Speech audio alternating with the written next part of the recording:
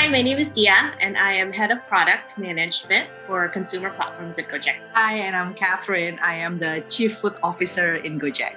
And this is Women Leaders Face to Face, where Kath and I will be sharing each other's experiences as female leaders at Gojek.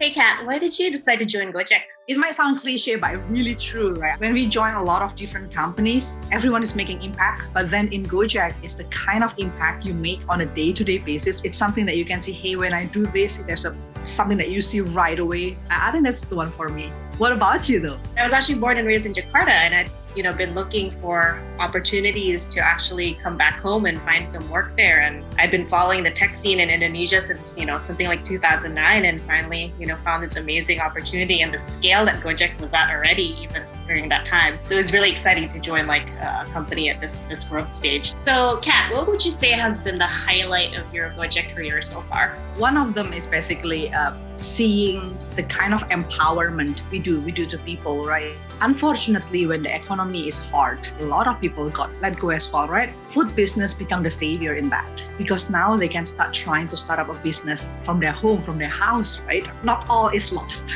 You still have a kind of options, right? And that's amazing because I hear so many stories after that. They are saying, hey, I never thought that. Previously, I only cook this for my family, for my kids.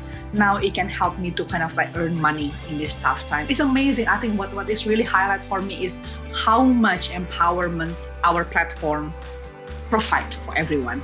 Yeah. Last year, I actually spoke at our Gojek internal conference, and I decided to talk a little bit about diversity and inclusion. And it was kind of scary because I've never really spoken about it publicly at Gojek before. It was really validating to kind of see the women nodding around the room. Even better, I was really humbled actually by the number of men who came up to tell me that, hey, I had no idea all these little things that women experience that we don't even realize. And they were asking how can we help, and they made commitments to certain actions to make sure that our working environment was more inclusive. And so that was really really heartwarming. Good for you. That is amazing. Scary. Speaking of which, what is it like being a female leader for you in this industry? I think it comes with a lot of responsibility. You have to wear it like a badge of honor, and you have to believe that you are there for a reason and paving the way for people who come after us, and be okay with it and champion that. It feels lonely sometimes, right? I mean, I'm sure you can relate to this. Often I'm the only woman in the room or the Zoom call, and sometimes, when I'm feeling a certain way and I'm facing certain challenges specific to women, I'm like, am I the only one feeling this way? And I'm not always sure who to check and validate with because there aren't that many of us, right? But I think, I also feel really hopeful because when I look at our leaders at Gojek, right, they're really committed to diversity and equity and inclusion and equal opportunities for women. So I feel really hopeful. We have so many initiatives in Gojek, right?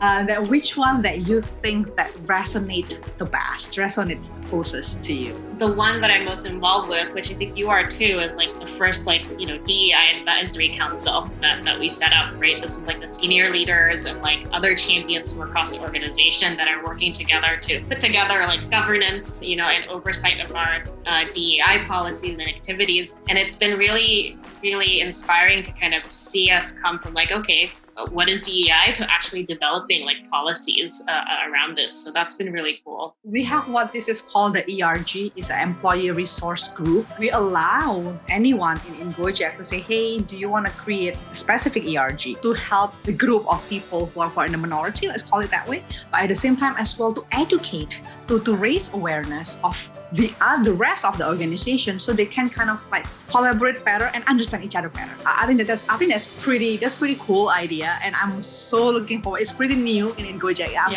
so excited actually to see what other ERG, because I'm sure I do have my blind spot as well on some of this. Yeah, me too. I'm super excited because these are all going to be any employee can basically propose and start one, right? So it's going to be really cool. Well, I think that about wraps it up for us today. Thank you so much, Kath, for sharing your experiences with me. I hope all of you have enjoyed the conversation. Thank you for watching. Thank you all. Thanks, Dee.